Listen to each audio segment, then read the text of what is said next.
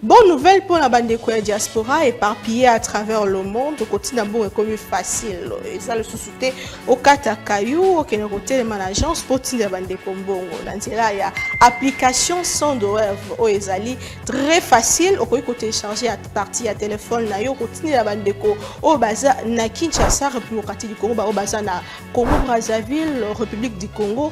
Facilement bakoki ko récupérer mbongo na nzela ya M-Pesa to Orange Money na bango et yo esika ozali bonne nouvelle Miami Balé ezali que ceux qui ont téléchargé application Sandware et kotindi na code promo Buzz TV on reçoit $10 le la bénéfice donc il y a pas mieux télécharger Mokona Lelo Makamba Hotel et Management Cécile il y a pas mieux que ça tinda mbongo la facilité dès aujourd'hui télécharger Sandware na nzela ya téléphone na yo plus facile, il n'y a pas mieux.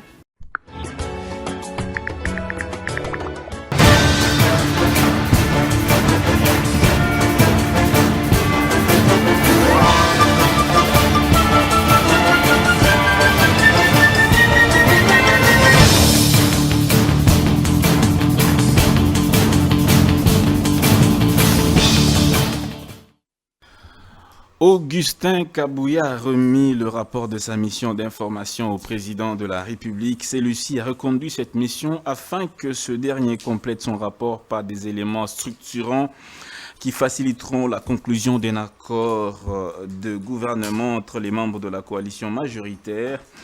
Face à la presse, Augustin Kabouya a déclaré ce qui suit, je cite, « Vu la situation que traverse notre pays, j'étais obligé de travailler matin, midi, soir pour terminer le travail dans un laps de temps et faire le rapport auprès de son Excellence, Monsieur le Président de la République. Nous avons atteint la majorité, je peux aller plus loin sans faire trop de commentaires. C'est la première fois de l'histoire de ce pays qu'un régime puisse atteindre ce chiffre. » Voilà, la première actualité. La seconde, c'est cette nouvelle de Jean-Jacques Mamba qui a donc rejoint l'Alliance Fleuve Congo.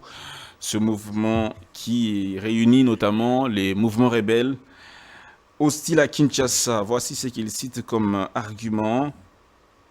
Voilà, les Congolaises et Congolaises de tous les horizons, mus par la volonté commune de préserver l'unité nationale et réunis autour des idéaux de paix, de justice, de liberté, de cohésion nationale, de stabilité et de consolidation du pacte républicain, ont décidé, sous le fondement de l'article 64 de la Constitution, d'unir force, courage et intelligence en créant l'Alliance Fleuve Congo pour faire barrage à la dérive totalitaire de M. Tshisekedi. Voilà, il cite beaucoup d'éléments. Nous allons les citer pendant l'émission. C'est vraiment un point de presse qu'il a fait en donnant tous les éléments. J'espère que les invités ont ces éléments avec eux. On va donc essayer de comprendre pourquoi ce député national, un ancien porte-parole du mouvement de libération du Congo de Jean-Pierre Bemba, a su traverser. Est-ce que les raisons qu'il évoque sont valables? Pourquoi combattre son pays en ce moment précis? Est-ce un positionnement personnel? Est-ce pour l'intérêt nécessairement de la nation? Il évoque l'article 64 de la Constitution qui a été, selon lui, doit être respecté. C'est sur base de ça qu'il fonde son combat, celui justement de dénoncer et mettre fin au coup d'État qu'il qualifie de coup d'État constitutionnel. Merci mesdames et messieurs, 3 invités sous ce plateau avec qui nous allons échanger tous ces 2 thématiques. Premièrement, je commence avec monsieur Pascal Ongé, qui était ici le premier, on commence avec lui. Bienvenue monsieur Pascal Ongé dans Grande Tribune. Merci Dan, bonjour, bonsoir, selon le temps qu'on va nous suivre, à nos différents téléspectateurs. Je vous remercie une fois de plus pour la sélection de ces thèmes, de mon point de vue, très intéressant à pouvoir analyser lorsqu'il s'agit des comportements des acteurs politiques face à notre nation. Je crois qu'il sera intelligent de notre part, et en tant que scientifique, lorsque nous parlons de nation, que nous nous dépassionnons de nos sentiments un peu très élémentaires, sinon prosaïques, et qu'on soit plus regardant sur non seulement notre présent, mais surtout notre futur, de manière à aider le pays de nos enfants et de nos petits-enfants demain. Merci beaucoup, M. Pascal Ongé. Maître Gédéon Kolela, Bienvenue également dans cette émission après un long moment. Bienvenue dans Grande Tribune. Merci beaucoup. Je sais qu'à un moment, j'étais presque en voyage quand on s'appelait. Oui. Moi, je n'étais pas dans la ville. Je vous remercie pour cette marque de confiance. Je profite de l'occasion pour saluer mes co-débatteurs, Prince Pengue, Pascal Olongier, avec qui ça fait longtemps, je pense que c'est depuis cette année. Je profite de l'occasion pour dire bonne année. Alors, nous sommes là, effectivement, c'est pour parler de la nation. Vous savez, la nation n'a pas l'état d'âme, ne doit pas rencontrer seulement nos aspirations profondes, mais sinon, nous devons manifester le patriotisme lorsqu'il s'agit de la nation. Merci beaucoup, merci beaucoup. Merci beaucoup, maître Gédéon Kola. Monsieur Prince Pengue, président de l'ADD Congo, le chef d'un parti politique, de la Mouka, surtout. Apparemment, cette veste coûte $1000. Hein. Bienvenue, monsieur Prince Pengue. Merci pour l'invitation. Et je salue mes co-débatteurs. J'en profite également pour dire bonjour à ceux qui vont nous suivre. Alors, je commence directement avec vous. Monsieur Prince Pengue, vous êtes un acteur politique de longue date. Vous avez combattu, vous êtes lancé en politique très tôt. Vous avez combattu Joseph Kabila pendant très longtemps. Aujourd'hui, vous êtes aux côtés du président Martin Fayulu. Vous le soutenez toujours. Et voici cette nouvelle. Monsieur Jean-Jacques Mamba, on commence avec ça. Je pense que vous avez lu son point de presse. Vous évoquez beaucoup de raisons qui l'ont poussé à justement rejoindre Corneille Nangaa et les autres. Corneille Nangaa qui est le coordonnateur de ce mouvement rebelle. Comment vous avez réagi d'abord? Parce que je sais que vous connaissez Jean-Jacques Mamba personnellement. Comment vous avez réagi quand vous avez appris que votre collègue politique, votre compatriote a rejoint l'Alliance Fleuve Congo? Bien. Je crois que toute analyse objective de cette question doit commencer par se fonder sur les causes du départ de Jean-Jacques Mamba, tout en sachant au préalable qui est Jean-Jacques Mamba. Je peux vous garantir qu'il y a 3 semaines, j'étais avec lui au téléphone. Jean-Jacques Mamba, c'est un ancien porte-parole du MLC. Oui. Jean-Jacques Mamba, c'est un universitaire. Je dis bien un universitaire, un intellectuel digne de ce nom. Jean-Jacques Mamba a été député national.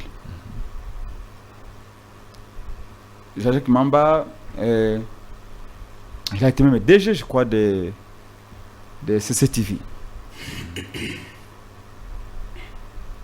Un patriote. Là, pour ceux qui ont suivi les sagas, je peux qualifier ça de sagas de l'affaire Jamais Kabound au Parlement, vous savez que c'est lui qui a été l'initiateur même de la question. Et vous avez vu comment il avait déroulé. Donc, on ne peut pas remettre son patriotisme en cause. Qu'est-ce qui peut faire en sorte que c'est Jean-Jacques Mamba que je viens de décrire ici puisse tout à coup devenir rebelle? J'ai établi tout son profil pour que nous puissions circonscrire les débats dans le sens d'éviter de penser comme Félix l'a dit. Je crois que Félix avait qualifié Nangaa de guignol. Il y a un mot qu'il a utilisé dernièrement en parlant de ce qui s'est passé à Nairobi. Pantin? Non, pas Pantin. Quand Nangaa a présenté officiellement la sortie de l'Alliance, je crois qu'il y a une guignol. Fleuve Congo. Il y a un mot comme ça, en tout cas, réducteur, désobligeant, mais minimisant également. Contrairement à Félix Tshisekedi, tout homme d'État doit prendre extrêmement au sérieux ces gesticulations de Nangaa et maintenant les ralliements de Jean-Jacques Mamba. Donc c'est comme ça que j'ai commencé par son profil pour vous dire que c'est pas un fou, c'est pas un psychopathe, c'est pas non plus un frustré au sens primaire du terme, Mais c'est quand même un intellectuel, un Congolais, qui vient de pères et des mères, si vous voulez que je puisse amuser la galerie, qui vient de faire un choix. Et quel choix? Rejoindre un groupe rebelle à ses risques et périls. Parce que quand on choisit de faire la rébellion, on choisit, ça dit qu'on est prêt aussi à mourir. Comment est-ce qu'un homme qui a des enfants, qui a travaillé, qui a été à Kinshasa, un Quinois aussi, puisse totalement, c'est quand même un virage à 180 degrés. Oui. Qu'est-ce qui a attiré Jean-Jacques Mamba là-bas? Quelles sont les causes, les motivants? Qu'est-ce qu'il a poussé? Loin de vouloir justifier ce qui arrive, ou ce que la décision de Jean-Jacques Mamba, moi je serai au pouvoir, je serai aux côtés de Félix Tshisekedi, ça m'inquiéterait. Parce que on a l'impression que ce n'est pas les derniers qui se rallient à ces gens-là. C'est l'impression que non, il y a des Congolais qui peuvent encore le J'ai dit l'impression que j'ai. Quand si un intellectuel de ces rangs-là, comme Jean-Jacques Mamba, un ancien député national, quitte Kinshasa.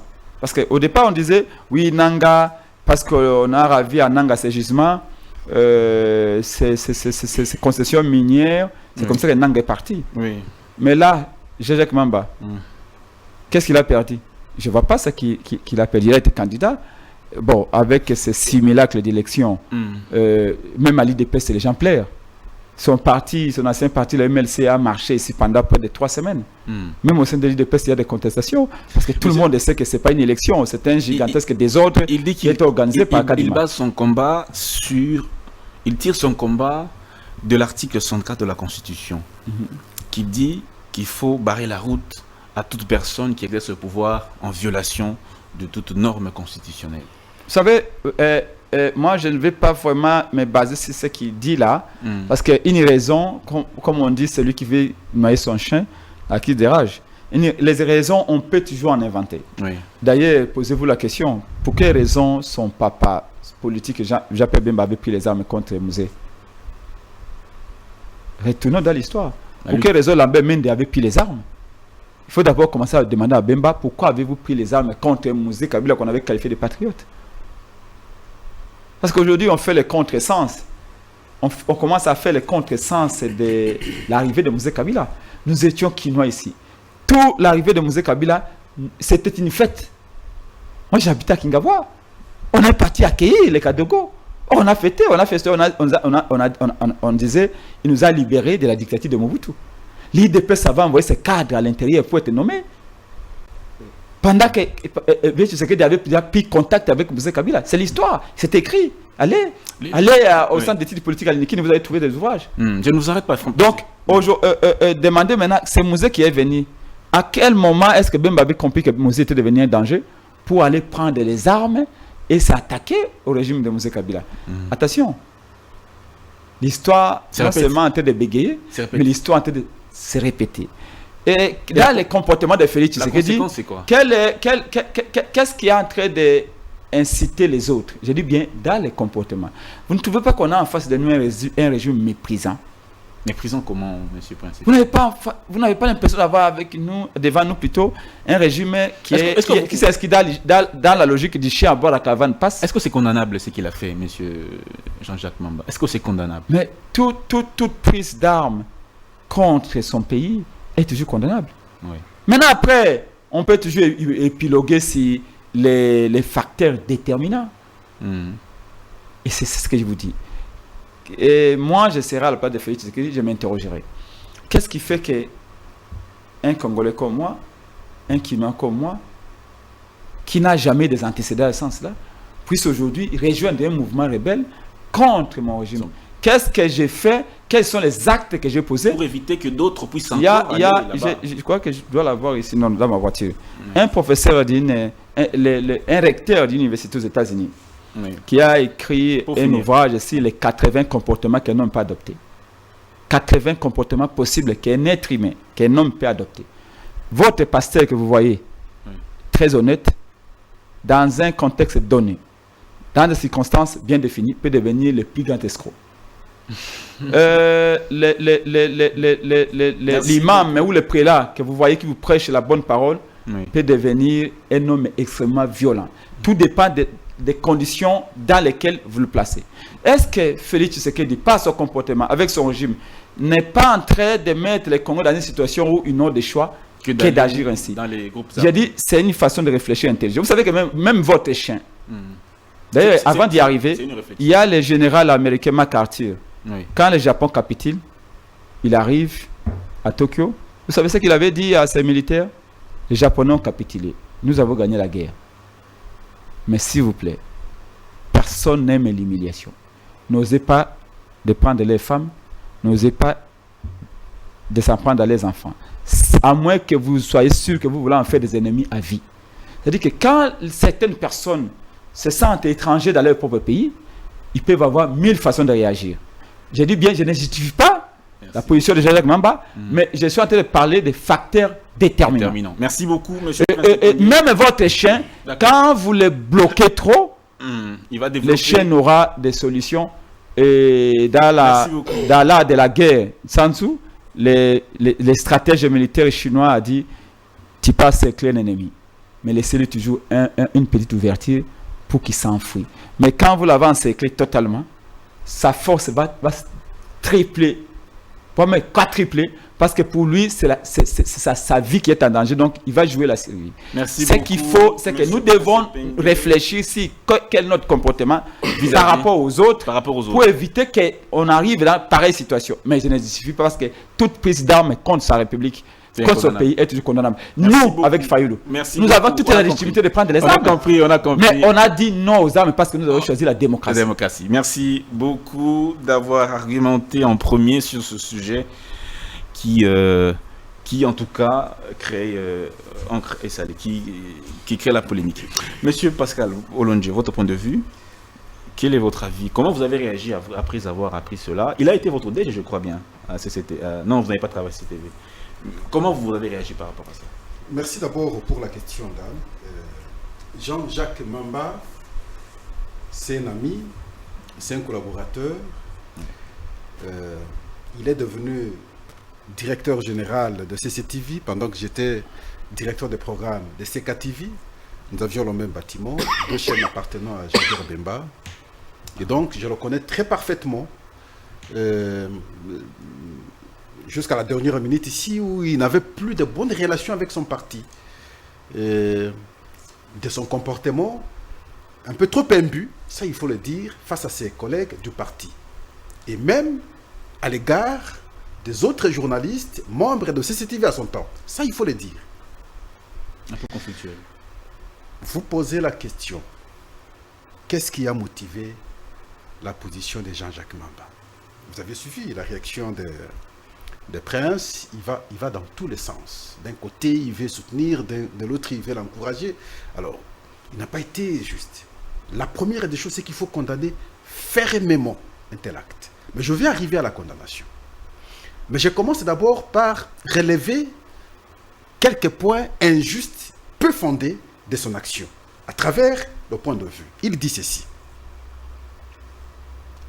En réponse au coup d'État constitutionnel opéré par M. Tshisekedi du 20 au 27 décembre 2023, à travers la forfaiture électorale qui a conduit à la désintégration de l'opposition institutionnelle, les Congolaises et Congolais de tous les horizons, mus par la volonté commune de préserver l'unité nationale et réunis autour des idéaux de paix, de justice, de liberté, de cohérence nationale, de stabilité et de consolidation du pacte républicain, ont décidé, sur le fondement de l'article 64 de la Constitution, d'unir force, courage et intelligence en créant l'Alliance Fleuve Congo, AFC en sigle, pour faire barrage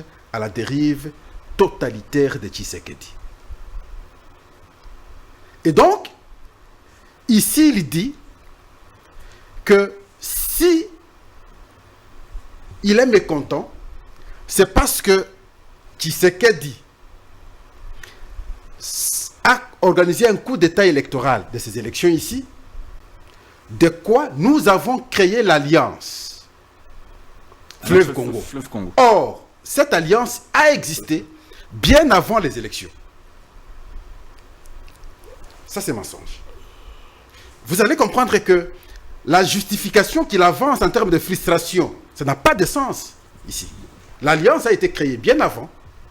Les élections ont été organisées après. S'il y aurait eu coup d'État, on ne peut pas lier ce coup d'État électoral, selon lui, face à la création de l'alliance qui avait précédé les élections. C'est un mensonge. Deuxièmement, lorsqu'on parle de l'article 64, le sens de l'article, c'est lorsque quelqu'un prend le pouvoir par la force. La question fondamentale et intelligente en même temps, se poser comment on prend le pouvoir par la force dans le cadre démocratique. Vous avez des institutions. Chaque institution donne son avis par rapport à son pouvoir sur ce qui a été élection. Est-ce que de ce point de vue, on peut parler de la prise du pouvoir par la force? La réponse est simplement non. Alors, le coup d'État, un coup d'État, le coup d'État, c'est lorsque vous allez vers les institutions, vous déstabilisez les institutions, vous prenez le pouvoir. Vous avez fait un coup contre l'État. Mais il vous dit le coup d'État institutionnel. Mais d'abord, sur le plan sémantique, ce n'est pas vrai. Sur le plan sémantique, ça ne colle pas. Ce sont des allégations infondées. Il dit que les élections du 20 décembre, du 20 au 27 ont été une forfaiture électorale. Je vous ai démontré qu'il a forcé un argument, mais il a été peu pointu du fait que l'alliance a été créée avant. On ne peut pas justifier. Si c'était que l'alliance a été créée après les élections, on allait les concéder. Mais maintenant, l'alliance est créée avant. Lui parle du coup d'État après les élections, mais il lit ce qui nous a poussé de créer l'alliance. C'est une contradiction, non, ça n'a pas de sens. Ça manque un fondement. Comment on peut parler d'un coup d'État dans les élections organisées ici en 2023 en toute sincérité, mon frère? Même si on peut parler d'une désorganisation, même si on peut avoir des failles quelque part, je suis en face de Prince Peng, politologue de son État. Peut-on parler d'un coup d'État à travers ces élections? Et la preuve, regardez l'attitude républicaine de l'opposition. Nous avons assisté aux élections de 2006. Nous avons assisté aux élections de 2011. Nous avons assisté aux élections de 2018. Nous venons d'assister aux élections de 2023. Je ne pense pas qu'après élection, on a eu un moment très calme de la part de l'opposition comme ce moment. Le non-dit, c'est quoi? Oui, nous acceptons, parce que l'évidence a été telle que. Il ne peut pas justifier. Donc, j'évolue. Ah, c'est le premier argument qu'il a avancé. Le premier argument qui est mauvais. Nous savons que l'article 220 de la Constitution définit le mandat. Et c'est verrouillé. Nous devons éviter ça. Ce comportement ne peut pas encourager. Le mandat est de 5 ans, une fois renouvelable. Félix a fait ses 5 ans. Il est allé aux élections. Il est élu. Il a les autres 5 ans. Mais on ne peut pas maintenant vouloir avoir la culture de la rébellion. Nous avons vu ça. D'autres sont allés aussi contre Kabila en 2012. Il y a certains qui sont allés aussi. Avec le M23, ils ont pris les armes. Nous devons refuser ça parce qu'il y avait des Congolais. Le vrai problème, c'est quoi, Dan? Le vrai, je dis bien le vrai. Oui. C'est la tendance d'aller au dialogue. Les gens ont pris l'expérience de... C'est un mot de pression pour non. aboutir à un dialogue. Voilà. Non, pas mot de pression. Le fait qu'on parle déjà du dialogue, les gens aiment le positionnement et ils veulent maintenant aller de l'autre côté pour chercher le pouvoir. Lorsqu'on va dialoguer, il y aura partage de pouvoir, ainsi de suite. D'accord. On a l'expérience de Sun City. Ils ont les textes signés avec le M23. Merci. Non, je ne vais pas terminer avec les dispositions qui veulent l'intégration politique de ces acteurs. Et voilà pourquoi, parce qu'on évoque aujourd'hui la probable organisation du dialogue, donc faisons ceci pour nous permettre d'entrer. Mais en fait de compte, qu'est-ce que le gouvernement devait faire sur cette question? Qu'est-ce qu'il devait faire? Le pouvoir alors. Il faut sanctionner très sévèrement pour décourager toute autre personne qui oserait poser le même acte. Sanctionner très sévèrement. S'il a des avoirs ici, il faut saisir les avoirs. S'il faut coopérer avec d'autres pays pour qu'un mandat d'arrêt soit lancé, il faut le faire. Il a fait à Bruxelles ce point de presse. Mais c'est ça, je dis. Il faut coopérer avec ces pays, la Belgique et ainsi de suite, pour qu'on peut même lancer un mandat d'arrêt, qu'on l'arrête. Qu'on arrête de telles personnes. Il faut encourager. Il faut en tout cas décourager. Merci beaucoup, M. Pascal Ondé. Et on peut encore aller plus loin à travers nos lois, prendre une loi telle que toute personne qui aurait pris les armes n'aura pas un mandat électif pendant, par exemple, 20 ans ou 30 ans ou toute sa vie. Merci beaucoup. Parce que, s'il vous plaît, Dan, on ne peut pas accepter à ce jour. Oui. Nous sommes ici à Kinshasa, parfois le soir, là, vous pouvez vous asseoir quelque part, vous prenez un verre, vous prenez de l'eau. Mais nos frères meurent. Matin, midi, soir, les frères et sœurs. Parce que simplement, les gens veulent les positionnements. Jean-Jacques Mamba n'a été que frustré du fait d'avoir échoué aux élections. La preuve, c'est que vous allez vous rendre compte, avant les élections, il n'avait pas pris cette position. Il est allé aux élections, on proclame un résultat parce qu'il n'a pas réussi. Et voilà, il fait n'importe quoi. Ça, nous devons dire, non. Jamais nous devons refuser. Et je crains que d'autres qui ne disent rien aient le même comportement. Voilà pourquoi il faut insister sur les sanctions, des vraies sanctions contre ces gens, au besoin coopérer avec des pays frères et lancer des mandats d'arrêt international pour qu'ils soient arrêtés. Merci beaucoup, M. Pascal, pour cette lecture également. Après, M. Prince Epenge, je termine avec vous pour ce premier tour de table, Maître Kolela, Gédéon Kolela. Alors, votre avis, comment vous avez compris, comment vous avez interprété, analysé cette actualité? Bon, moi, je ne suis pas surpris par rapport à Jean-Jacques Mamba. J'ai une autre lecture pour le monsieur qu'on a inventé des qualités ici par Prince Epenge. Je suis néanmoins partageant l'indignation et l'indifférence par rapport aux propos de Prince Epenge, que je connais, politologue de surcroît, oui, qui a étudié les pouvoirs d'État. Vous voyez, il a étudié les pouvoirs d'État. Et qu'une nation se construit à partir du travail. Donc ici, j'apprends que le monsieur a été le DG. Hein? C'était quelque chose de très important. C'est-à-dire que le travail vous met dans une condition de participer au développement individuel ou encore d'une manière collective. Donc, Et la nation se construit par rapport à la discipline. Quelle que soit la frustration, quel que soit votre état, quel que soit ce que vous subissez. Sinon, les 13 parlementaires à l'époque pouvaient tous aussi tenir des armes, parce qu'ils avaient cette possibilité-là. Mais ils ne l'ont pas fait. Donc, sinon, Martin Fayoulou, M. Prince Epenge pouvaient aussi tenir des armes à partir de 2018, et qu'aujourd'hui, peut-être, donc, ils pouvaient soit renverser le pouvoir, ou encore ça allait être le contraire. Vous voyez, le pays s'est construit par le patriotisme. Donc ici, j'ai entendu M. Prince Epenge parle des études. Vous savez, j'ai toujours dit que le Congo souffre d'abord de deux crises qui demeurent en maîtresse absolue, qui malheureusement dominent même les personnes les plus modestes. Premièrement, c'est la morale.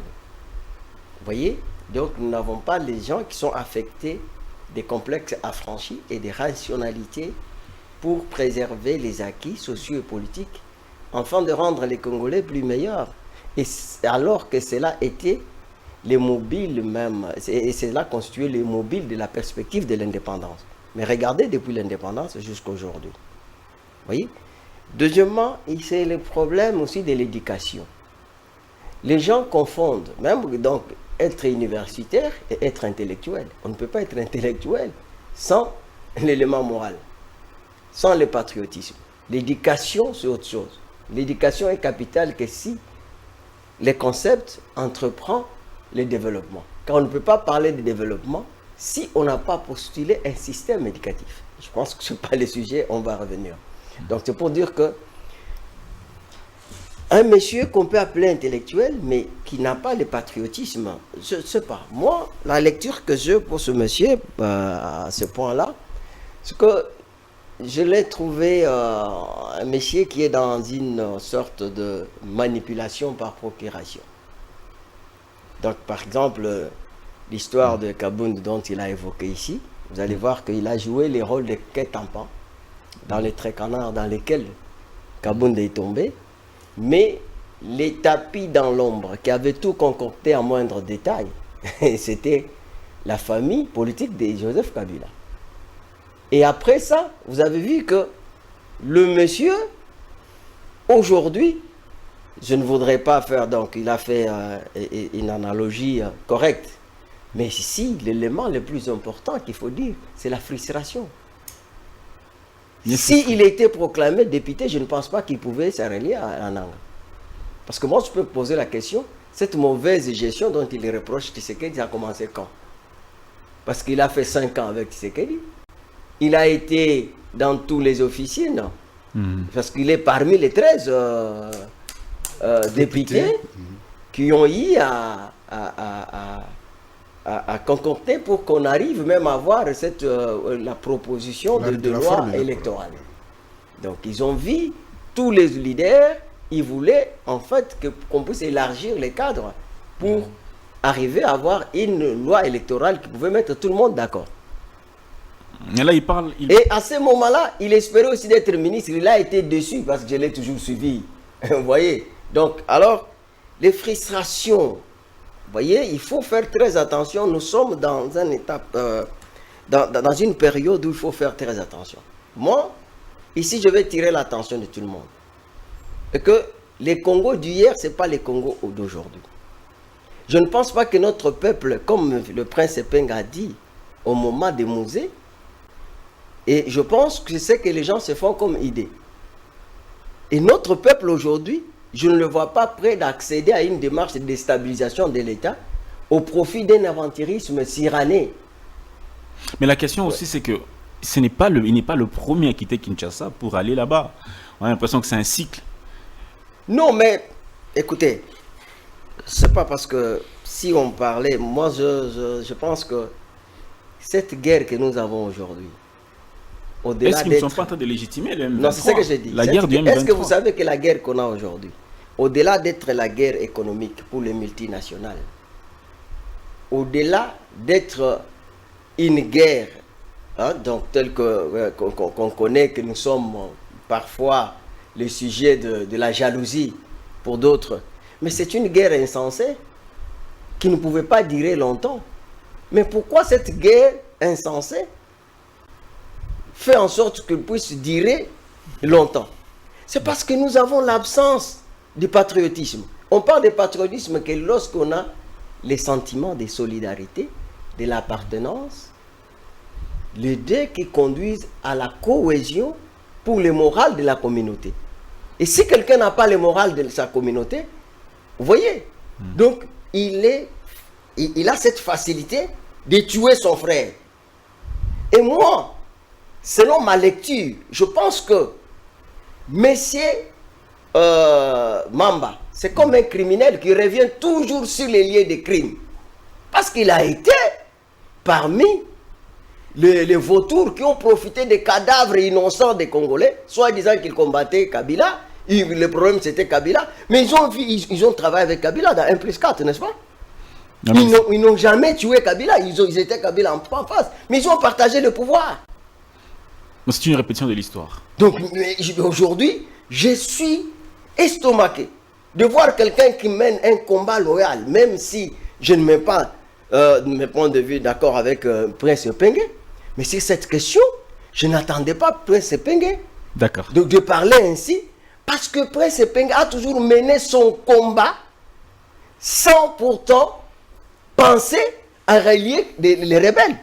Mais regardez, merci. Parce qu'aujourd'hui, notre pays est victime de cette génération spontanée. D'accord, merci beaucoup. Qui a toujours créé d'avoir le positionnement par le moyen de guerre. Donc les tentatives de rébellion sous autre ciel. Faites ça en Israël, vous allez voir. Vous serez pendus. Partout, vous serez pendus. Lui a parlé seulement de... Donc c'est-à-dire que ces gens ici, vous savez, bon, je vais me finir par là pour vous dire, je réfléchissais sur l'acte que Mobutu a posé de pendre les gens. Et ça me faisait froid au dos. Mais avec ce qui se passe aujourd'hui, j'arrive à comprendre que Mobutu avait raison.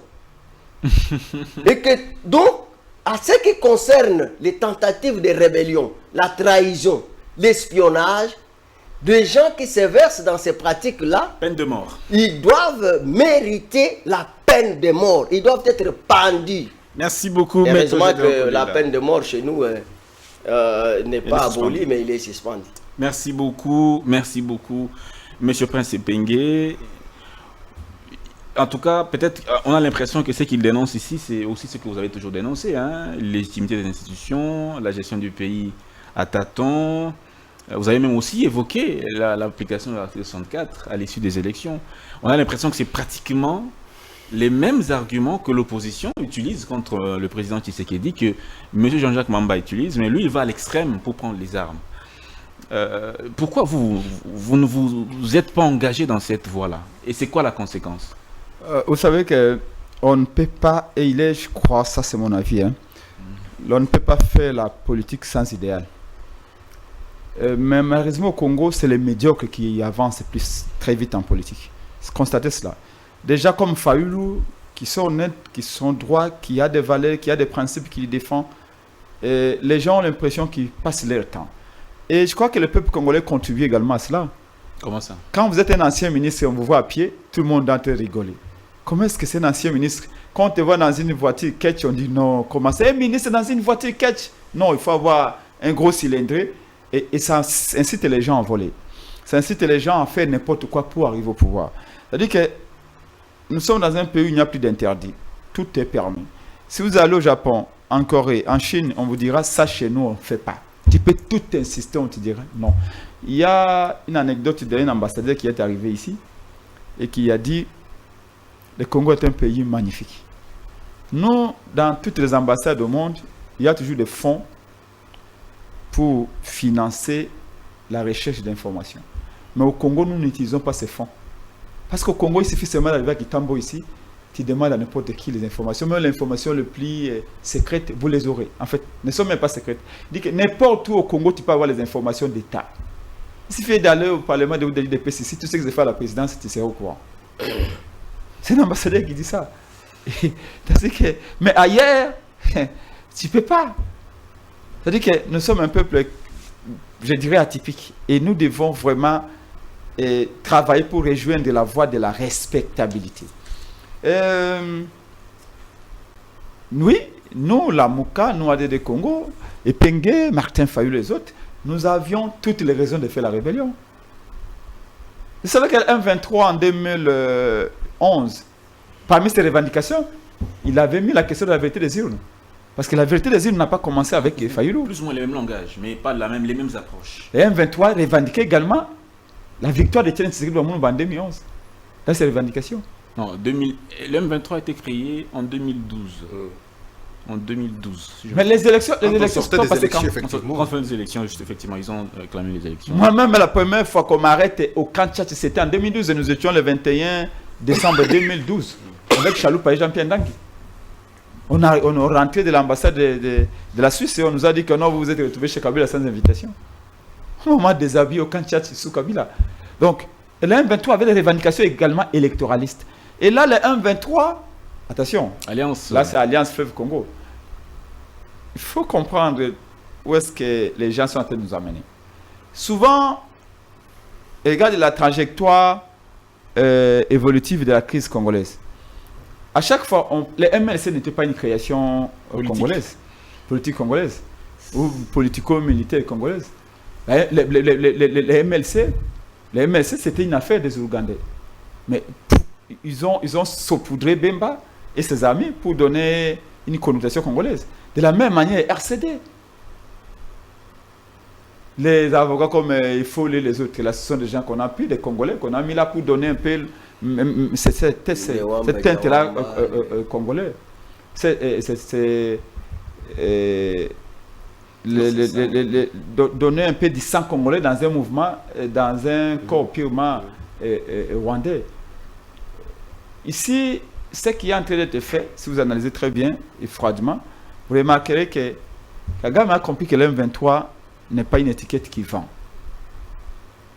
Alors, qu'est-ce qu'il faut? Il faut attirer des Congolais. Créons un autre Wenge qui s'appelle le fleuve Congo.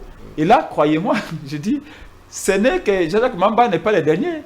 Très probablement, vous verrez encore d'autres qui viendront, ou vous verrez peut-être 80% de Congolais. Mais qui est à la base? Qui a fondé ça? Ça vient d'où? Pour quelle raison?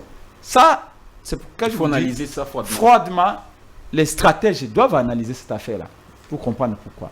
Maintenant, je reviens à ma question ici, que ni Pascal ni mon frère ici, toutes les deux personnes de l'Union sacrée, FDL qui a été créé au Rwanda, on a pris Kabila. Exactement. Pour légitimer ce... D'abord, Kisa Singandou, c'est qui? Singandou, et puis après c'est Mouzé, parce que c'est Kisa qui était là avant Mouzé. Moi, ça m'inquiète. Contrairement à ce que Félix Tshisekedi a dit que ce sont des guignols. Oui, c'était le mot guignol qui avait utilisé, que Nanga était des guignols qui font... Non, ce ne sont pas des guignols. Un guignol n'est pas une arme. Un guignol n'est pas des territoires. Ce sont des combattants rwandais qui ont pris des armes contre nous, mais qui ont pris des Congolais. Alors, excusez-moi? Imposteur. Il a utilisé le mot imposteur. Imposteur ou ce que vous voulez. Les deux membres de l'Union sacrée sur ce plateau, Pascal Oundji et mon frère ici, ne m'ont pas rencontré. Même si j'ai admiré les cohérences, mais là, ils ne m'ont pas rencontré. Dans le sens où je disais que Pascal dit il faut des sanctions. D'ailleurs, il est rejoint dans le sens où on dit qu'il faut d'ailleurs même pendre des gens. Parce que ce sont des actes suffisamment graves contre la République. Ne parler que des sanctions, c'est-à-dire que c'est focalisé, c'est borné que si les conséquences de les actes, ça tue les gens, ça déstabilise le pays. Donc il faut sanctionner. Mais moi, je vous ai dit qu'il faut voir les sanctions. Oui. C'est-à-dire que vous voyez les conséquences. Mais quand on voit les causes, pourquoi Jacques Mamba est passé à l'acte? Pourquoi Nanga, un ancien président de la CENI, qui avait tellement d'argent, Nanga est devenu multimillionnaire après avoir organisé les élections? Je ne sais pas pourquoi, mais tous les gens qui passent à la CENI deviennent des millionnaires à la fin des élections. Ils gèrent un milliard. Ah bon, parce que vous avez géré le milliard qu'il faut devenir le millionnaire. Non. Le milliard que vous gérez, c'est pour faire un travail. Mais leur salaire d'abord, on va limiter leur salaire. Mais le salaire des gens de la scène ne peut pas les faire des milliardaires, des millionnaires. C'est pas possible. Il faut qu'on essaie de comprendre. Mais bien sûr. Ouais. D'ailleurs, demandez à Kadima. Nous ne sommes pas sérieux. Quand je vois on ne respecte pas les Français, mais qui va vous respecter? Regardez le cortège de Félix Tshisekedi. Des voitures de 80 000, de 70 000, 100 000 $, des voitures de luxe. Mais dans la périphérie de Goma, les enfants souffrent de l'anémie sévère. Et ce sont des ONG européennes qui doivent venir donner de la bouillie aux enfants. Et toi, le président, peut-être ton cortège... Ça, c'est très fort. Tu trimbales avec plus de 3 millions de $. Et vous voulez qu'on te respecte? Alors que toi, tu vas à l'Union européenne, tu as besoin de 10 millions de $. Et tu as un cortège qui a peut-être 4 millions de $. Revenons au sujet. S'il vous plaît, j'ai revu au sujet. Oui, revenons au sujet. Je dis, voyons d'abord les causes. Pourquoi ces gens sont passés à l'acte? Toujours Pascal me dit que la critique de la rébellion est condamnable. Oui, la critique de la rébellion pour accéder à la majorité est condamnable. Mais la culture de la triche des élections est totalement condamnable. Parce que parmi les revendications, les élections, c'est simulacre d'élections organisées pendant 7 jours et 7 nuits, sans observateurs, sans témoins, en violation de la Constitution, en violation de la loi électorale et en violation du calendrier électoral. Qui ne sait pas que l'article 52 de la loi électorale dit que le vote commence à 6 h et s'arrête à 17 h? Mais d'où est venue Donc selon vous, cette élection organisée pendant 7 jours? S'il y a l'alliance... Quelle est la loi qui soutient cela?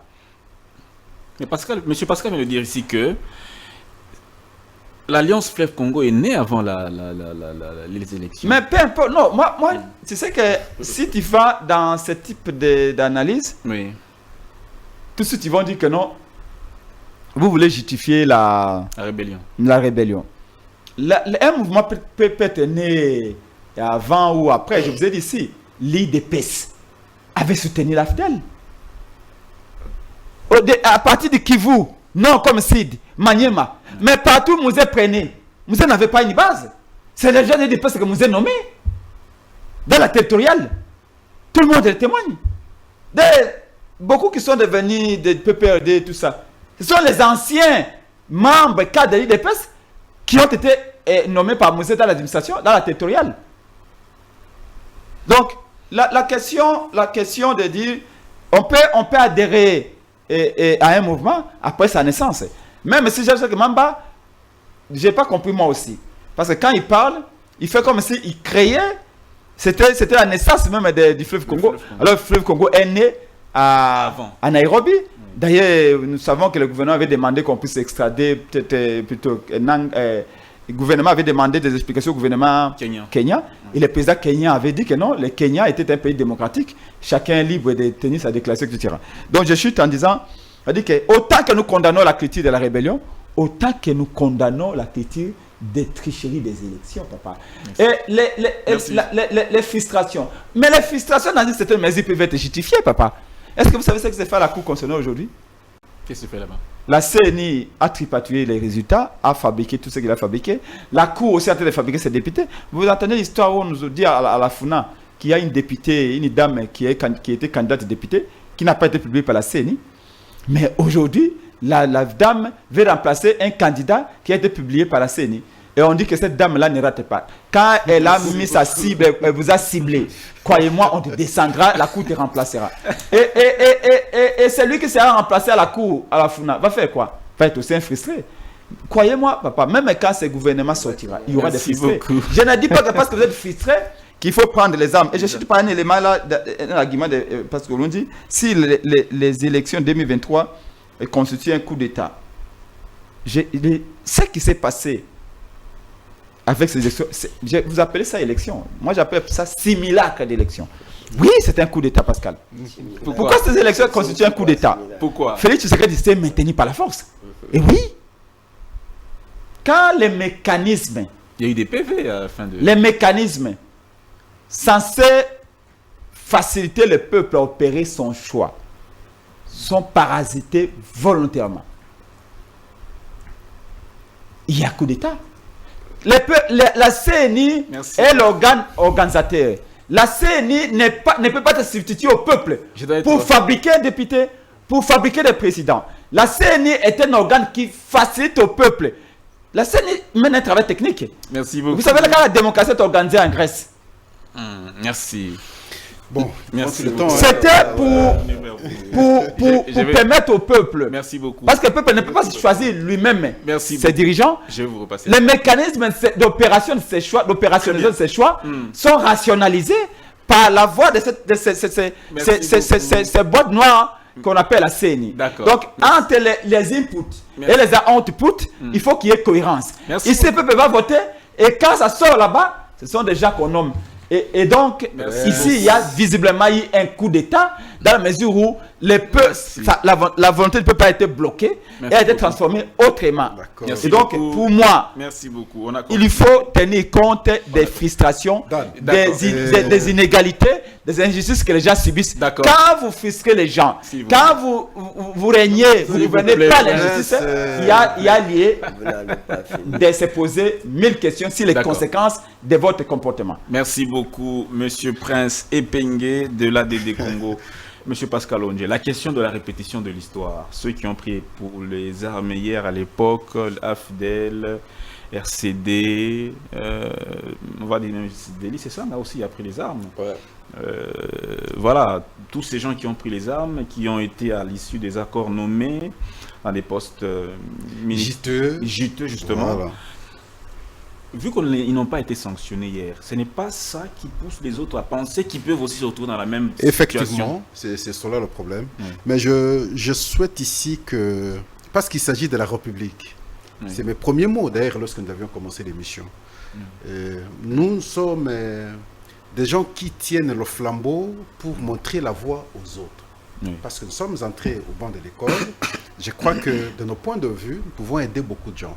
Au-delà de nos tendances, une question républicaine comme celle-ci, nous devons l'analyser froidement, avec objectivité, Parce que la position que l'un occupe aujourd'hui, l'autre peut l'occuper demain. Voilà pourquoi nous devons en tout cas tenir compte de tout ça. L'article 60, je veux que nous soyons plus pertinents sur les aspects. L'article 64 de la Constitution n'autorise à aucun citoyen de prendre les armes. Mais plutôt par des voies démocratiques pour faire échec. Donc, en d'autres termes, lorsqu'on prend les armes, on est en dehors de l'article 64 de la Constitution. On ne peut plus l'évoquer. Ici, Jean-Jacques Mamba prend les armes. Il ne peut plus évoquer l'article 64. L'article 64, dans le cadre démocratique, vous menez vos actions républicaines pour empêcher cette personne qui prend le pouvoir par la force, entre guillemets. Sortir de son cadre, n'utilisez pas l'article 64. Je crois qu'on se met d'accord. Je suis en face d'un politologue. Je crois qu'il peut bien comprendre. Les causes de frustration, quelle que soit leur nature, chers frères, ne peuvent pas nous pousser, nous autres, d'aller prendre les armes, tuer les propres frères. Non, ça nous devons refuser. Nous ne pouvons pas encourager ça.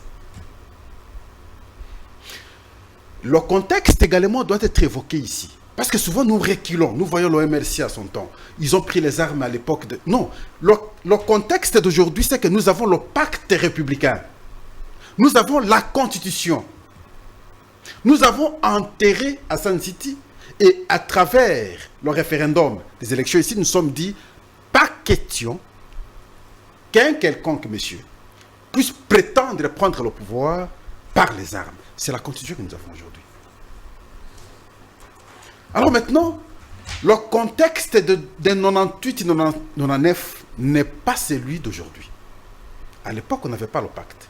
On n'avait pas un document qui pouvait, ou cette Constitution qui pouvait nous unir et fondée sur laquelle toutes nos aspirations.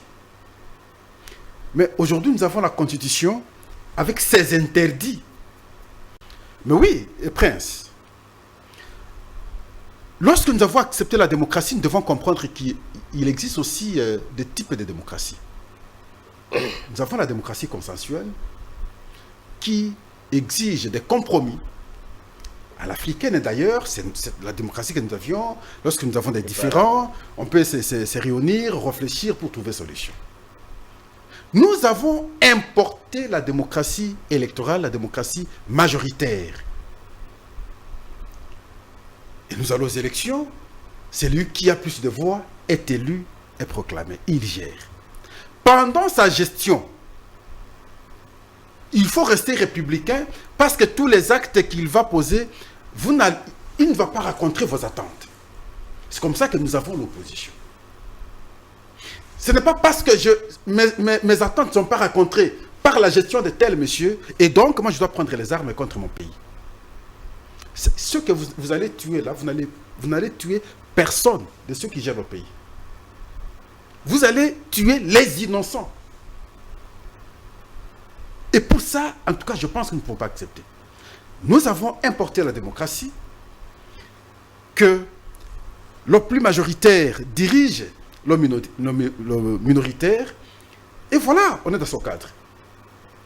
Donc, les arguments ici évoqués ne peuvent pas trouver un autre argumentaire positif de notre part. Les arguments évoqués, bien entendu, par Jean-Jacques Mamba. Mais il dit que, aussi, je veux dire, il dit, si nous devons condamner cet acte de Jean-Jacques Mamba, nous devons aussi condamner le coup d'État. Mais c'est ça que je suis en train d'expliquer à Prince. Ce n'est pas parce que, à travers mon acte, je pose par exemple, vous estimez que je l'ai mal posé, moi en tant que dirigeant. Mais cela ne vous pousse pas, vous, citoyens, de prendre les armes contre moi. Parce que nous avons des dispositions de la Constitution, je parle ici, le pouvoir c'est de 5 ans, une fois renouvelable. Ça s'arrête là. Les 5 ans ne traînent pas beaucoup aussi. Nous avions 5 ans de Félix, c'est passé, nous sommes dans les 5 ans autres. Mais c'est parti vite. On a l'impression comme si Kabila est parti hier. Voilà pourquoi moi je dis, nous devons éviter cette culture. C'est vrai, une culture qui a été baptisée par les mauvais comportements d'hier. Mais le contexte d'hier n'est pas le contexte d'aujourd'hui. Hier, on n'avait pas la Constitution. Aujourd'hui, nous avons la Constitution. Nous devons nous adapter à la Constitution. Un esprit faible va me dire, oui, la Constitution, mais lorsqu'on viole les dispositions de la Constitution, c'est aussi la Constitution. Non. Ici, c'est dans la gestion. Dans la gestion, il y a des impairs. N'est-ce pas? Il y a aussi des aspects favorables. Mais vous n'allez pas prendre les impairs de la gestion pour justifier ou comparer à la prise des armes. Merci. Si par exemple, je prends le cas, ça c'est mon point de vue, je n'ai pas été d'accord avec un document pris par le directeur des cabinets en termes d'une correspondance autorisant les ministres de rester en fonction. Je n'ai pas été d'accord, moi, Pascal. Mais ça, c'est dans la gestion. Vous n'allez pas dire, parce qu'il y a eu ça, alors moi, je prends les armes. Non, vous êtes un faux monsieur, vous êtes un dangereux cette fois-là, contre la société. Voilà pourquoi j'ai proposé des sanctions sévères. D'accord. Au besoin, même la famille qui est ici, même si l'infraction est individuelle, hein, la famille qui est ici peut également être à mesure de se justifier pourquoi un tel comportement de votre fils. Mais justement, parce que c'est simplement cette manière. Mon frère, moi, j'ai été au ministère de l'Intérieur. Merci. J'ai fréquenté, Prince n'est pas encore allé à l'Est. J'ai vu comment les gens souffrent à l'Est, mon frère. J'ai vu le degré de la souffrance, cher frère. On ne peut pas, quelles que soient nos oppositions, quelles que soient nos... accepter qu'un de nous prenne les armes contre son pays. Il faut voir comment vos frères et sœurs souffrent à l'Est. Allez-y, ayez le temps d'arriver là. C'est terrible. Quel que soit le mal que Tshisekedi peut faire, tout ce qu'on ne peut pas accepter, c'est de voir quelqu'un prendre les armes. Martin Fayulu n'est pas un faible. Merci. Ils ne le font pas, pourquoi? Voilà un exemple patent. Nous devons partir de ces exemples pour encourager et dire que ceux qui le font aujourd'hui ne méritent pas être comme ça, libre. Il est à Bruxelles, il se retrouve à l'est du pays, il tue les gens, il rentre à Bruxelles, il va à l'est, et puis un jour, il vient ici, dans le cadre du dialogue, demain il a le pouvoir, il nous gère encore. Non. Merci beaucoup, Monsieur Pascal Oundji. Alors, maintenant qu'on termine avec vous sur cette question, pour vous, la solution pour qu'on puisse justement décourager d'autres Congolais, parce que ce n'est pas le premier, il y a Nanga, il y a un certain Adam Chaloué qui est aussi là-bas. Ce sont les sanctions qui sont un moyen principal pour décourager d'autres qui pourraient aussi avoir envie d'aller là-bas. Excusez, c'est Adam qui était ici à Télé 7? Non, c'est lui qui était à Nyota. Je crois Nyota, oui. Bon, je vous ai dit ici que le pays s'est construit par la discipline. Sans discipline, vous savez, la démocratie n'a jamais développé un pays. Même les États de vieille démocratie, vous allez voir qu'il y a certains points, je pense que Prince l'a dit autrement, on ne transige pas. Par exemple, vous avez tenu des armes contre votre propre pays. Donc, vous serez pendu au-delà de la liberté d'expression et de mouvement. C'est-à-dire que le patriotisme valent mieux que tout ce qu'on peut avoir comme les intérêts personnels. Et qu'il faut veiller sur cette question, et surtout pour nous, qui a une illustration aujourd'hui qui fait en sorte que le pays n'arrive pas à se développer. Pourquoi? Parce que c'est nos propres frères qui, visiblement, servent Kagame autrement. L'argument de Kagame, c'est ça, c'est dire que les M23 sont des Congolais. Et vous savez qu'il faut féliciter que ce soit l'opposition, que ce soit le pouvoir, de cette lutte pour être accepté, même pour qu'aujourd'hui on parle ou qu'on reconnaisse que aujourd'hui cette guerre devient un sujet international. Mais sinon, selon le droit international, lorsqu'il y a une rébellion, c'est un conflit interne. Ça ne peut pas faire l'objet d'un sujet international. Et si on voit ce qui se passe, même je voudrais quand même rencontrer Prince Epenge. Je trouvais que lui-même, tout ce qu'il voulait avancer comme argument, c'est superfétatoire, donc c'est fantaisiste. Et je sais qu'il a tenté à se dénider d'un élément déterminant de cette rébellion pour en prêter une voie fraudatoire, qu'il n'y a pas une cause d'exonération de l'acte que M. Mamba a posé, qui est en parfaite conforme avec les lois de la République. Qu'il n'y a pas cette cause d'exonération, de fait dont lui est reproché à ce qui concerne les tentatives de rébellion ou encore la rébellion. Oui, Ça, oui. Dans une analyse comparative, 2011, il y a une rébellion qui naît après les élections, 2018 également, là maintenant on a une autre rébellion. Quelque part, la question de nos élections ne pose pas aussi question par moment. Si on doit réfléchir un peu, aller loin dans notre réflexion, est-ce que la question électorale n'est-elle pas aussi cause quelque part de ces conflits? Dan, je suis en face de deux politologues, il me semble. Et M. Prince Epeng sait que en stratégie militaire, les seuls paramètres militaires ne suffisent pas pour contrôler durablement un espace géographique occupé. Et que si effectivement il faudra qu'on considère qu'il y a eu ce qu'il a appelé simulacre électoral, où il parle même de chaos, ça voudrait tout simplement dire quoi? Il y avait effectivement les défis de l'organisation des élections. Mais et cela ne voudrait pas dire que on n'a pas organisé les élections. Les élections ont été donc organisées, qu'il y a eu un gagnant, qu'il y a eu des perdants. Et si l'élément fondamental de l'exercice de pouvoir, qui est la légitimité, n'était pas du côté de Tshisekedi, je vous dis qu'il allait y avoir un soulèvement. Lorsqu'on parle de résistance, de résister, dont l'article, cette disposition de l'article 64 dont Pascal a évoqué, c'est-à-dire qu'aujourd'hui, je peux vous donner l'exemple de ce qui s'est fait le 16 février 90, où le peuple s'est mis à marcher, on n'avait pas pris les armes. Je me souviens, je pouvais être un premier graduat ou au début de l'université. Ce n'était pas des armes. Lorsqu'on parle d'un chef d'État qui n'a pas la légitimité, vous allez voir que ça sera un mouvement spontané.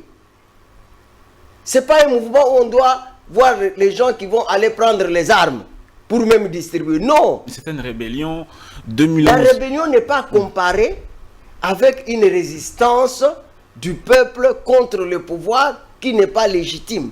Mais lorsqu'il met en cause, au fait, ici je ne voudrais pas que nous puissions engager encore un débat qu'on a eu à expliquer, l'article 52 ou l'article 50 qui vous demande à ce que lorsque vous êtes sur le fil indian et que le dernier votant n'a pas encore exprimé son suffrage et que le bureau, les chefs de bureau peut donner l'ordre qu'on continue. Nous ne voulons pas aller là-bas. Il y a quelque part au sein même de l'Union sacrée, vous n'êtes pas tous unanimes sur la qualité de ces élections. Surtout aux législatives. Les législatives font couler beaucoup d'encre au sein même de l'Union sacrée. Non, ce n'est pas parce qu'on est dans l'Union sacrée. C'est-à-dire que donc, quand on est membre de l'Union sacrée, on est sorti de les couches de Jupiter.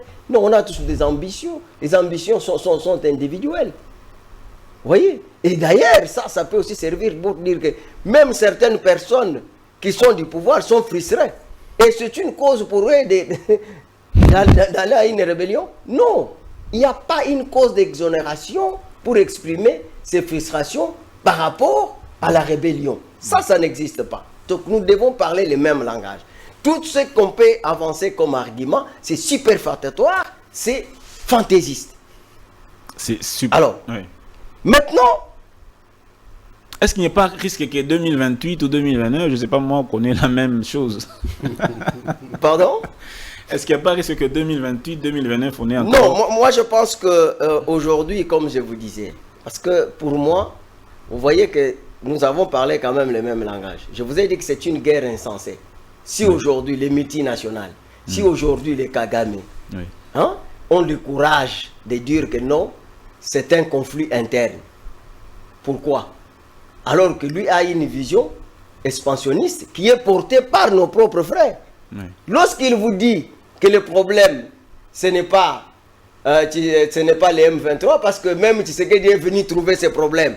Autrefois, Kagame a dit qu'il s'agit ici des problèmes de terre. C'est-à-dire que s'il faut faire maintenant la lecture commémorative du passé qui fait de notre histoire, c'est-à-dire tous ces gens, Afdel, donc dont lui a dit que, écoutez, donc c'est pour ça qu'il faut faire très attention, il faut réfléchir, sinon on risque de faire une bonne chose mais d'une mauvaise manière. Effectivement, nous avons combattu Mobutu, mais du fait pour nous, ou du fait pour Tshisekedi de dire que merci. Kabila, c'est un fils de ce pays, cela ne voudrait pas dire que nous avons accueilli l'Afdel.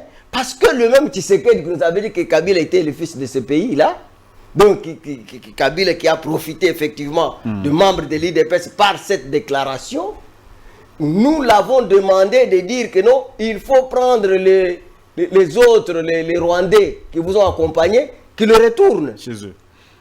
Merci. Il s'est endetté, et entêté plutôt, oui. Et que jusqu'aujourd'hui, donc, et cette guerre, comme lui-même a dit, ça l'a emporté. Merci donc nous ne pouvons pas continuer à encourager la rébellion, et surtout que nous avons perdu un président dans cette République, avec cette rébellion. Donc aujourd'hui, je ne sais pas si Prince Epenge donc, va trouver des causes valables pour justifier la rébellion, pour justifier la position de Jean-Jacques Mamba. Ça, je vais considérer que donc, Prince Epenge n'est pas patriote. Donc, c'est-à-dire, en lui, il n'y a pas les sentiments de solidarité et de l'appartenance, donc pour le moral de la communauté. Là, c'est manque de la morale, parce que l'absence de la morale fait en sorte que nous ne pouvons pas arriver à mettre sur pied.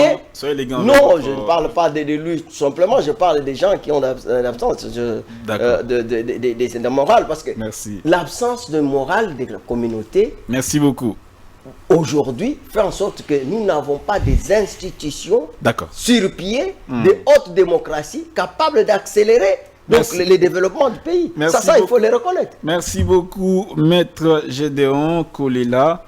On n'a pas d'institution. Je crois qu'on va passer à la deuxième thématique. On a suffisamment argumenté sur cette thématique. On ne va pas s'éterniser quand même. L'actualité est diverse. Si vous me permettez que je glisse ces mots, parce que je dois féliciter le point de vue de Prince. Et ça, c'est intelligent. Lorsqu'il dit que Kagame monte des stratégies. On l'a acculé sur l'homme 23. Homme 23, c'est une fabrication rwandaise, ainsi de suite. Et il passe maintenant par d'autres voies pour créer notre parti politique, notre mouvement politique instrumentalise les gens déjà à partir d'ici. C'est fondamental, ce point de vue. J'aimerais que les Congolais comprennent. Oui. Et c'est là notre faiblesse. Parce que nous ne faisons pas travailler notre intelligence. Vous allez vous rendre compte que ce soit en civil, que ce soit en militaire, les services d'intelligence ne travaillent pas très bien. Oui, on a voté dernièrement ici la loi de programmation militaire à l'Assemblée nationale, mais je n'ai pas encore totalement lu la loi. Je ne sais pas la part des considérations qu'on a dégagées pour le renseignement militaire. Lorsqu'on aura compris, on aura fait le jeu normalement. Ça, c'est le Rwanda.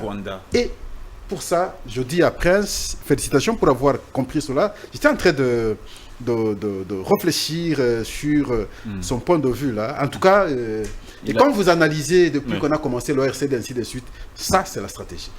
Ça c'est la stratégie. Mais c'est ça l'espionnage. L'espionnage.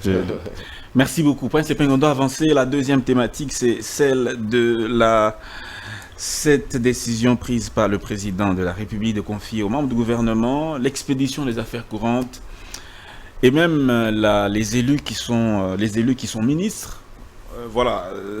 La question crée toujours la polémique. Il y a même des gens à la cité qui nous posent la question, mais finalement, qui dit la vérité? Est-ce ceux qui disent que le chef a violé ou ceux qui disent que le chef n'a pas violé? D'autre part, vous avez des professeurs d'université qui se contredisent sur la question, mais finalement, où est la vérité? Et quelle est la conséquence sur la gestion de la chose publique? Monsieur Prince Epenge, en termes de solutions, par rapport aux questions comme ça qui divisent la nation, qu'est-ce qu'il faut faire? Écoutez, l'honnêteté, l'essence des responsabilités recommande à ce que surtout à ces niveaux aussi élevés de la gestion de la chose publique, de dire ou de reconnaître que non, je me suis trompé. Moi, en tout cas, quand Félix avait le micro, je me disais qu'il allait dire un mot. Un mot pas c'est pas un mot qui allait l'humilier, mais plutôt lui donner... Est-ce que vous n'avez pas récupéré ça, vous, l'opposition? Comme on vous connaît, vous allez récupérer ça. Voilà, il s'est trompé. Voilà. Pour moi, il a simplement dit que non. Comme il a dit d'ailleurs, il avait commencé bien, mais il avait mal atterri. Il a dit que... Bon, je m'étais référé aux juristes, mais apparemment, visiblement, ils m'ont trompé. Et donc, je retire la décision. Cette note, je ne sais pas ce qu'il est ou quoi, qui vient de mon cabinet. C'est un chiffon, on le jette, on passe à autre chose. Il y a bien des hommes d'État, je ne parle pas des politiciens, des hommes d'État qui ont reconnu. En France, il y a eu des réformes comme ça, sous, je crois, Sarkozy et sous même Hollande, Macron ici. où le président se rend compte que non, c'était une erreur, et il les retire. Malheureusement, Félix justifie tout. Mais avant d'y arriver, laissez-moi dire un élément, parce que Pascal disait tout à l'heure que je ne suis pas encore allé à l'Est. Non, à l'Est, j'y étais. J'ai même pris des risques de quitter au mois de décembre ici, Bukavu, qui est le chef-lieu de la province du Sud Kivu, pour me rendre à Uvira à 127 km sur la route Ngomo, une route qui longe la rivière Ruzizi, une route où il y a des coupées de routes, etc. Une route très délabrée, d'ailleurs elle vient de fermer, et parce que le pont peut écouler. J'ai été à Kamanyola, j'ai jamais vu autant de stèles, des endroits où il faut commémorer les massacres, les gens qui ont été massacrés, etc. À chaque endroit, nous nous arrêtons avec le président Fayulu pour déposer des gerbes de fleurs. On en a déposé jusqu'à 4 ou 5.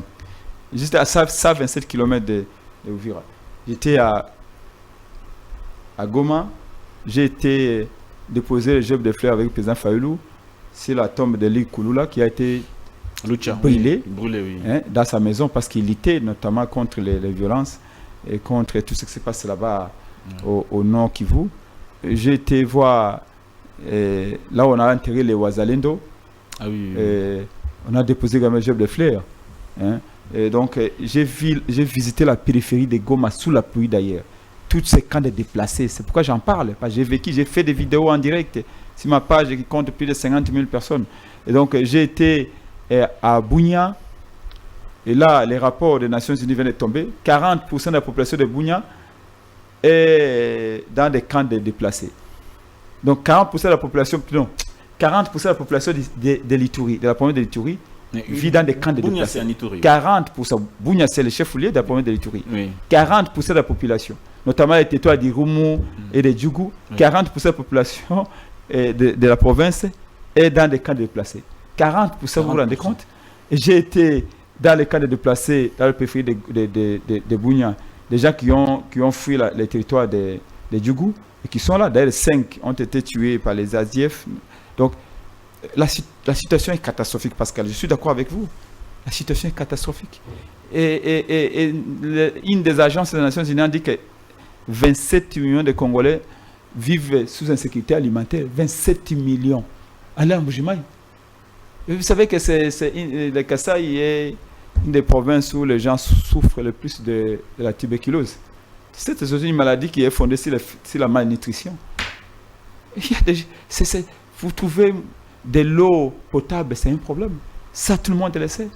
Pendant qu'ici, les gens se pavanent avec des cylindrés, avec de l'argent qui détourne, etc. À l'intérieur, il n'y a pas de vie. Revenons au sujet. Alors, et donc, moi, de ce côté-là, il n'y a pas de problème. Donc, j'ai visité. Et on parlait du soulèvement. Non, Pascal, ce n'est pas parce que les gens ne sont pas sortis de la rue qu'ils sont d'accord avec ce qui s'est passé. Le peuple peut manifester de plusieurs manières. Rester silencieux, c'est également, c'est une façon de montrer leur défiance. À ne pas sortir de la rue. Et dans tous les cas, c'est que j'ai encouragé. Le peuple peut aussi ne pas sortir de la rue parce qu'il s'est rendu compte qu'en 2011, Kabila perd les élections, il fait un coup d'État électoral. En 2006, en 2011, en 2018, bon, même s'ils sortent, Ça ne change pas. Parce que pourquoi? Félix Tshisekedi s'est dit qu'il a l'armée, il a la police. D'ailleurs, nous ici, quand on a fait la première marche qu'on a faite ici, on a eu combien? 12 blessés graves. Ici, Est-ce que vous avez même... vous savez de décider. Bien sûr, on ne nous a même pas laissé de marcher. On a tiré à balles réelles. On a ramassé des chargeurs. On les a présentés. Le commandant de la police a dit, oh non, Fayoulou, les chargeurs là. Attention, un chargeur de AK-47 avec des balles réelles. Le chef de la police a dit non, ce sont les policiers qui gardaient Fayoulou qui ont oublié un chargeur dans les sièges. On a tiré, on a ramassé des douilles au siège de l'ECD. Après les élections de 2023 ici, quand on a voulu marcher, on nous a maté violemment. 12 blessés graves. Les hôpitaux, les ONG partaient les hôpitaux pour aller voir les blessés. Et il y avait même les télévisions qui montraient cela. Donc, ça dit quoi? C'est ce qu'on appelle un coup d'État. Vous manipulez la CENI, vous empêchez le mécanisme des changements de l'élite institutionnelle. Et quand la population veut sortir, vous envoyez la police et l'armée avec la force du progrès. Mais ça, c'est un coup d'État, Pascal. Parce que le peuple n'a pas le droit de marcher. Et depuis 2006, il n'y a que comme ça. Et quand le peuple s'est dit, bon, de toute façon, ils ont triché, ils ont bloqué la CENI, la Cour constitutionnelle est dans la poche de Félix Tshisekedi. De toute façon, même si on sortait, on va nous tuer en plus.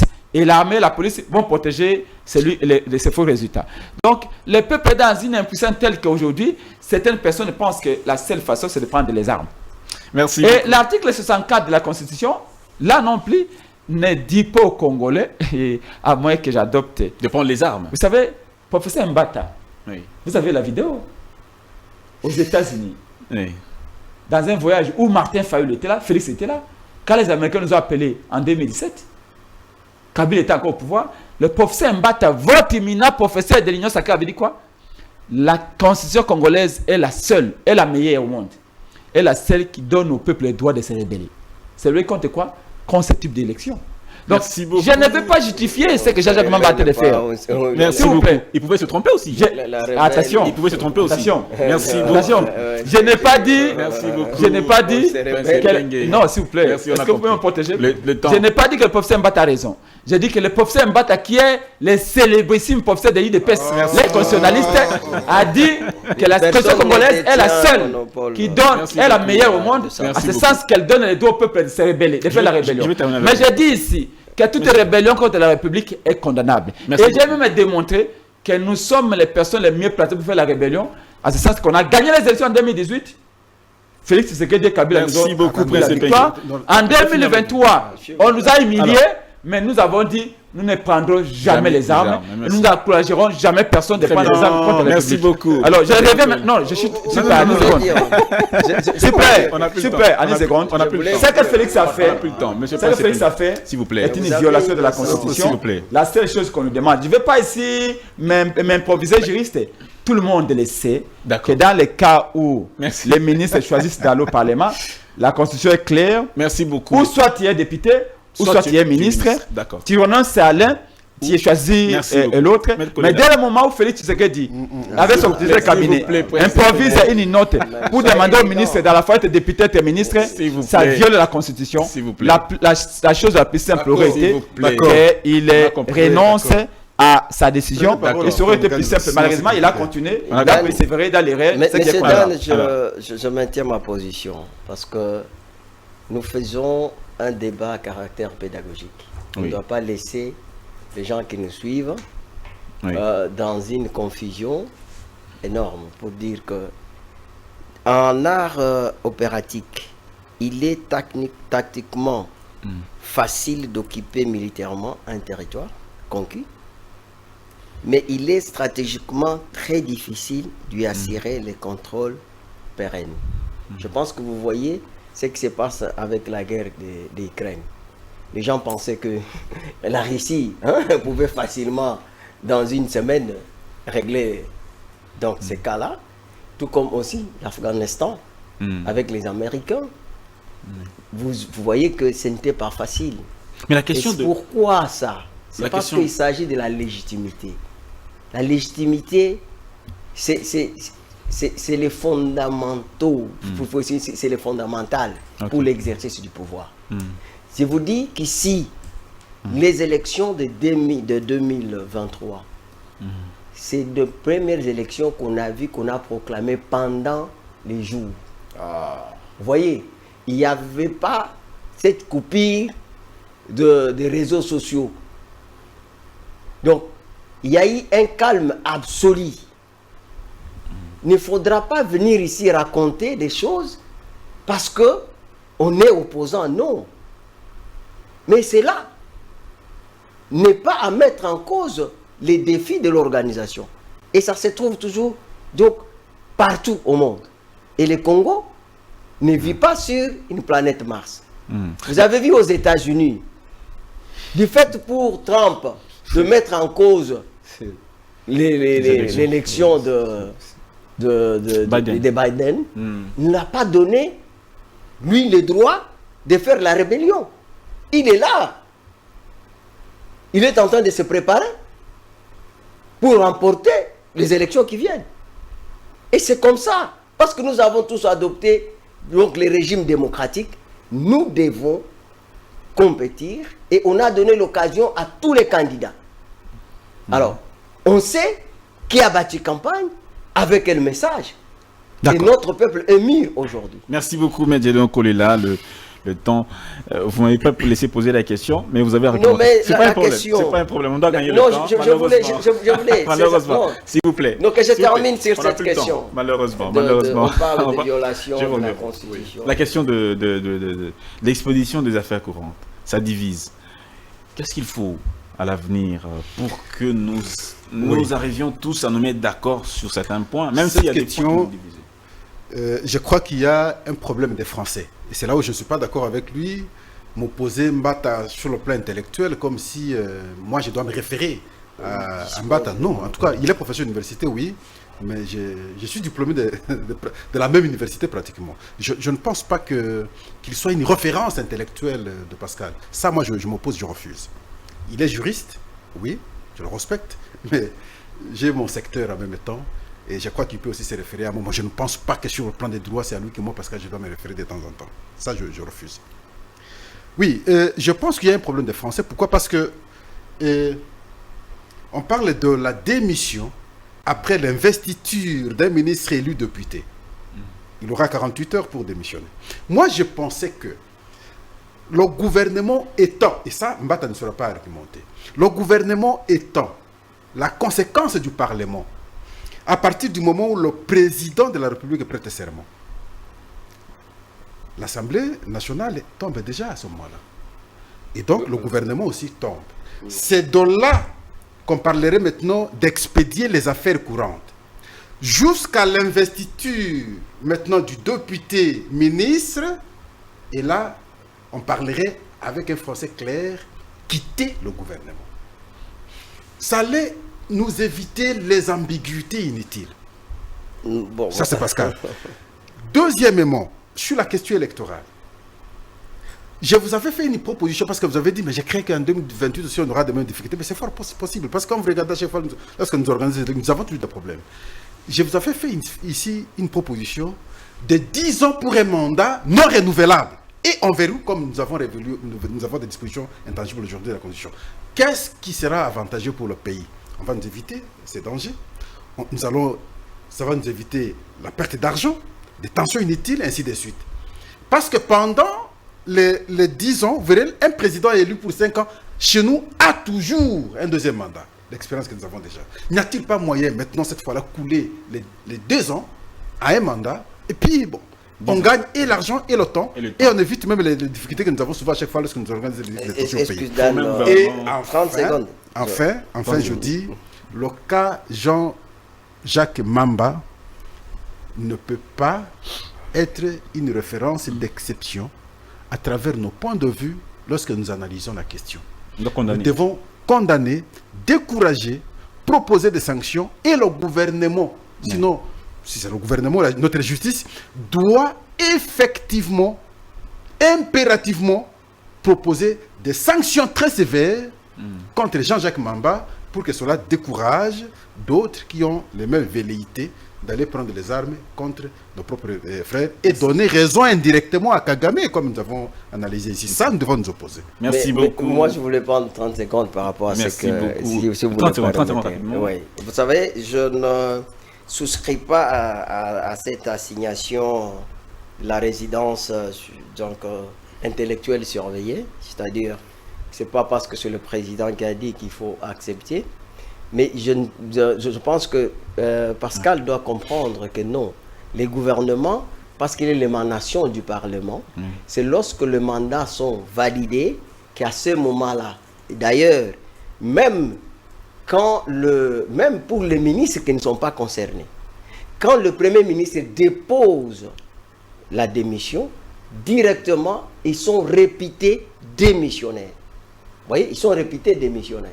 Vous avez vu qu'il y a eu quand même carence d'une démonstration utile et conséquente par voie des conséquences. Le président, effectivement, nous a amené en politique pour parler de le salut du peuple. Hein, c'est la loi suprême. Alors que, donc, effectivement, cette affaire, salut du peuple, parce qu'il y a eu des démissions. La démission signifie tout simplement que l'abandon total d'un poste parce qu'on a fait les choix. Mais la constitution, c'est le salut du peuple, non, Prince? Donc, vous comprenez. Mais il pouvait, donc, les arguments, en fait, c'est par rapport à la situation. Et même, donc, Pascal, il faut savoir que le président a évité, effectivement, qu'il soit pris, par l'acte qu'il devrait prendre. Ce que vous voulez dire, c'est qu'il y a violation. Communiquer, il n'est pas subséquent d'une ordonnance qu'on peut considérer que le président s'est exprimé par rapport à ça.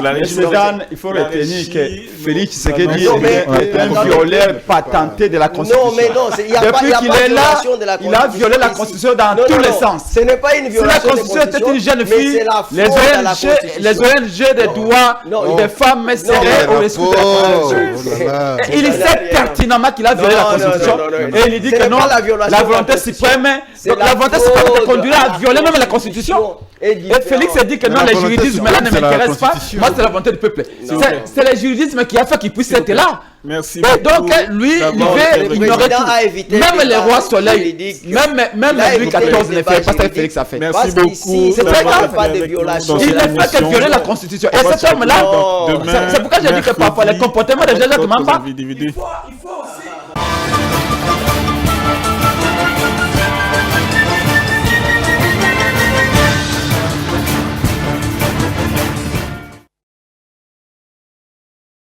Bonne nouvelle pour la bande de diaspora éparpillée à travers le monde. Le quotidien est comme facile. Et ça le sous-souté au Katakayou, au Kénéroté, l'agence pour la bande de Kombongo. Dans là, il y a application sans douleur au Ezali très facile. Au côté télécharger à partir à téléphone là, au quotidien la bande de Ko au Baza na Kinshasa, République du Congo, au Baza na Congo Brazzaville, République du Congo. Facilement bakoki ko récupérer mbongo na nzela ya M-Pesa to Orange Money na bango et yo esika ozali bonne nouvelle Miami balé ezali que ceux qui ont téléchargé application Sandware et kotindi na code promo Buzz TV on reçoit $10 le la bénéfice. Donc il y a pas mieux télécharger Mokona lelo makamba au télémanagement Cécile, il y a pas mieux que ça. Tinda mbongo la facilité dès aujourd'hui télécharger Sandware na nzela ya téléphone na yo plus facile, il n'y a pas mieux.